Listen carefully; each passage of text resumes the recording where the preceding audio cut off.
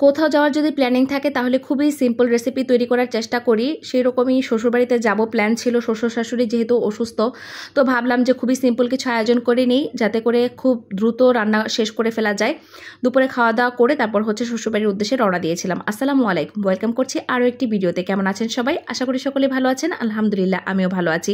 এই তো খুবই সিম্পল কিছু রেসিপি তৈরি করেছিলাম আজকে দুপুরের আয়োজনে। তো যখন যাচ্ছিলাম শ্বশুরবাড়ির ভিউটা আমার কাছে খুবই ভালো লাগে। যখন মানে বিকেলের একটা ভাইব থাকে তখন আমি আসলে ক্যাপচার না নিয়ে পারি না। এখানকার পরিবেশটা এত সুন্দর, গ্রামীণ পরিবেশ বলতেই কিন্তু সুন্দর। মাশাল্লাহ, দেখেন কত সুন্দর ভিউটা।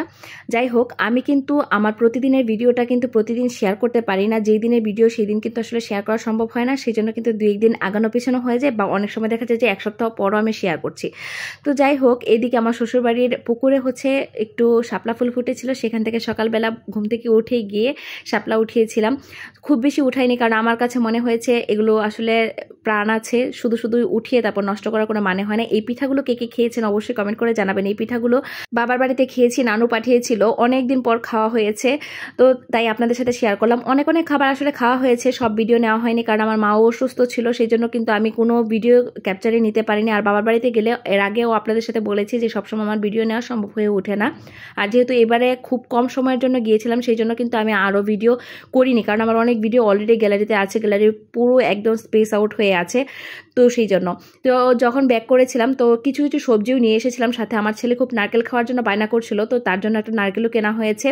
আর এদিকে কিছু সবজিও নিয়ে এসেছি, খুবই কম সবজি এনেছি, কারণ হচ্ছে যে বেশি সবজি আনলে দেখা যায় নষ্ট হয়ে যায়। তো আপনাদের ভাইয়া ইদানিংকালে গ্রিন টি খাবে বলছিল, ও আবার হচ্ছে চা এত বেশি পছন্দ করে না, আমার পাল্লায় পড়ে আর কি খায়। তো ভাবলাম যে যেহেতু সে একটু তার খাবার দাবারে পরিবর্তন আনতে চাচ্ছে, তাহলে আমি কেন হেল্প করবো না। তো সেই জন্য গ্রিন টি নিয়ে এসেছিলাম ওর জন্য, ও খাবে বলছিল। সকালবেলা ঘুম থেকে উঠে সে বলছিল যে কিছু কিছু নিয়ম আসলে পালন করবে, যেমন কাঁচা রসুন খাওয়া, কালো জিরা খাওয়া, এগুলো খাবে। সে কখনোই খায়নি, তো এখন মানে এগুলো দেখে দেখে সে খাওয়ার জন্য আসলে প্ল্যান করছে। তো যাই হোক, তার জন্য গ্রিন টি তৈরি করেছিলাম। আর সন্ধ্যায় নাস্তায় তৈরি করেছিলাম হচ্ছে চিকেন পাস্তা।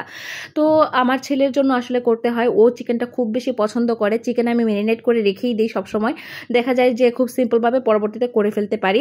তো তার জন্য চিকেন পাস্তা তৈরি করে দিয়েছিলাম, কারণ যেহেতু স্কুল থাকে, এখন স্কুল খোলা হয়ে গিয়েছে, তো সেই জন্য আমি এগুলো সব রেডি করে তারপর হচ্ছে নিজেরাও কিছু খাই, টুকিটাকি অল্প স্বল্প খাই। ইদানিং খাওয়া অনেক মানে আমরা পরিবর্তন করেছি দুজনেই খাবার দাবারে, কারণ আমাদের দুজনেরই যেহেতু সমস্যা দেখা দিয়েছে ডায়াবেটিসের। তো যেহেতু শুরুর দিকে আছে প্রাথমিক পর্যায়ে, সেই জন্য চাচ্ছিলাম যে একটু মানে নিজেকে একটু কন্ট্রোল করব, কিন্তু এই খাবারগুলো আসলে আমি মিস করতে চাই না, আমার কাছে খুবই ভালো লাগে। যাই হোক, আমি সস খুব একটা ব্যবহার করি না, কিন্তু তারপরে আজকে সয়া সস আর হচ্ছে টমেটো সসটা ব্যবহার করেছি যাতে করে খেতে একটু বেশি ভালো লাগে।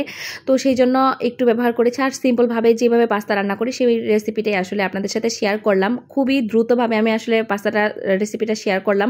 আর লাস্টে একটু অরিগানো ছড়িয়ে দিলে না খুবই ভালো লাগে খেতে, ফ্লেভারটা খুব সুন্দর হয়। এবং এইভাবেই কিন্তু আমি মাঝে মাঝে পাস্তা রান্না করে থাকি। অনেক রেসিপি আপনাদের সাথে শেয়ার করেছি। আজকে ভিডিওটা কেমন লেগেছে অবশ্যই কমেন্ট করে জানাবেন। ভালো থাকবেন, আল্লাহ হাফেজ।